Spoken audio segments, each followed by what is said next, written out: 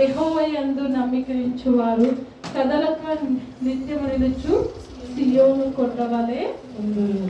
ఇక్కడ మనం గమనించినట్లయితే ఎప్పుడైతే దేవుని యందు మనం నమ్మిక ఉంచుతామో, దేవుని యందు విశ్వాసం ఉంచుతామో, మనము కదలక నిత్యము నిలుచు సియోను. అంటే ఎన్ని శ్రమలు వచ్చినా, ఎన్ని శోధనలు వచ్చినా, ఎన్ని ఇరుకులు వచ్చినా, ఎన్ని ఇబ్బందులు వచ్చినా, ఎన్ని ఆటుపోటులు వచ్చినా కానీ మరి దేవుని యందు నమ్మిక ఉంచి ఉన్నాము కాబట్టి మనము కదలము కదా.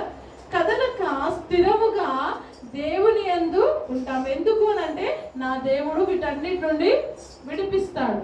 నా దేవుడు ఈ స్థితి నుండి నాకు విడుదల కలగచేస్తాడు. ఎందుకనంటే దేవుడు నమ్మదగిన దేవుడు. కాబట్టి ఉదయకాలము మరి మనము ఎటువంటి మరి శ్రమలు శోధనలు వచ్చినా కదలక నిత్యము నిలుచు సియోను కొండవలె మరి దేవుని కొరకు ఎదురు చూచే వారంగా మనము ఉండుగాక. మరి నిజంగా అందరం కూడా హృదయపూర్వకంగా దేవుని ఆరాధన చేసుకుందాము. మరి ఇట్టి శ్రేష్టమైన సమయము దేవుడు మనకి ఇచ్చాడు. నిజంగా ఎంత భయంకరమైన రోజుల్లో మనం ఉంటున్నాము అని అంటే, మరి మొన్నటి దినమున మంగళవారం రోజు అనుకుంటా మరి తల్లిగారింటికి వచ్చింది కుమార్తె. మరి వచ్చి పిల్లలకు వ్యాక్సిన్ వేయించడానికి అని చెప్పేసి మరి తండ్రితో ఇద్దరు కుమారులను తీసుకొని తను వెళ్తూ ఉన్నప్పుడు, కామారెడ్డిలో జరిగింది ఇది, వెళ్తున్నప్పుడు ఒక లారీ వచ్చి వారిని గుద్దేసింది. స్పాట్లో ఆ నలుగురు కూడా చనిపోయారు. తల్లి, ఇద్దరు కుమారులు, తండ్రి, అంటే కుమార్తె, తండ్రి. నిజంగా ఎంత ఘోరమైన పరిస్థితిలో ఉంటున్నాము అంటే, ఇంటికి బయటికి వెళ్తే ఇంటికి వచ్చేంత వరకు కూడా క్షేమంగా వస్తామో లేదో తెలియని రోజుల్లో ఉంటున్నాము. కాబట్టి ఏ సమయమైనా మరి ఈ క్షణం మనము చనిపోయినా దేవుని రాజ్యంలో నేను ఉంటాను అన్న మంచి నమ్మకం, విశ్వాసంతో మనము జీవించాలి. ఈ క్షణమే దేవుని రాకడ వస్తుందేమో, ఈ క్షణమే నాకు అంటే నేను దేవుని దగ్గరకు వెళ్తానేమో, అటువంటి సిద్ధపాటు జీవితము మనం కలిగి ఉండాలి. నిజంగా మరి అటువంటి సిద్ధపాటుతో మన పిల్లల్ని కూడా మనము పెంచాలి. మరి కాబట్టి అందరం కూడా దేవుడు ఇంకా నిన్ను సజీవ లెక్కలో ఉంచాడు, లేకపోతే నన్ను సజీవ లెక్కలో ఉంచాడు అని అంటే అది కేవలం ఆయన కృప.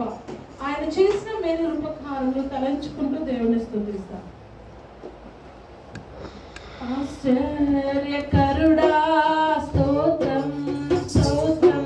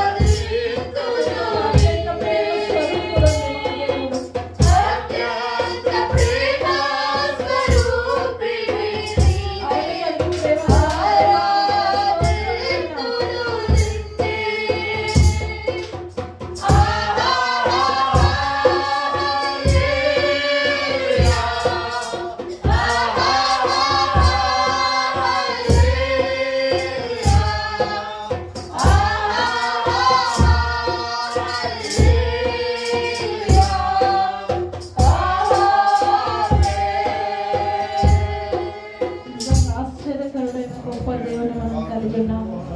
ఆలోచనకర్త అయిన గొప్ప దేవుని కలిగి ఉన్నాము. నిజంగా కృపా సత్య సంపూర్ణుడుగా మన మధ్యలో నివసిస్తున్న గొప్ప దేవుని మనం కలిగి ఉన్నాము. అందరి బట్టి దేవుని స్తుతిద్దాం. మృత్యుంజయుడైన దేవుని మనం కలిగి ఉన్నాము. ఆమెన్ అనువాడైన దేవుని మనం కలిగి ఉన్నాము. నిజంగా అందరి బట్టి దేవుని స్తుతిద్దామండి. హృదయపూర్వకంగా దేవుని ఆరాధన చేద్దాం. దేవా మీకే వేలాది వేల స్తుతులు స్తోత్రాలని దేవుని మహిమపరుద్దాం. తన శాశ్వతమైన ప్రేమతో మనల్ని ప్రేమిస్తున్న దేవుడు, విడవక మన ఎడల కృప చూపిస్తున్న గొప్ప దేవుడు, నేనెంతగానో ప్రేమిస్తున్నాడు కాబట్టి నీ ఎడల విడవక కృప చూపిస్తున్నాడు. అందరిని బట్టి దేవుని స్తుతిద్దాం. పరిశుద్ధుడా మీకే వేలాది వేల స్తుతులు స్తోత్రాలని దేవుని మహిమపరుద్దాం. ఏ పాచి భారము ఎన్నికలేని మనల్ని ఎన్నుకున్న గొప్ప దేవుని మనం కలిగి ఉన్నాము. అందరిని బట్టి దేవుని స్తుతిస్తాం. నువ్వు రాజులైన యాజక సమూహం, మన ఆయన సొత్తుగా, ఆయన ప్రజగా, ఆయన స్వాస్యంగా నిన్ను నన్ను చేసుకున్నాడు. అందరిని బట్టి దేవుని స్తుతిస్తామండి. ఎంత గొప్ప దేవుడు, ఎంత గొప్ప మరి ధన్యతను నీకు అనుగ్రహించాడు. ఎప్పుడైనా ఆలోచన చేసావా?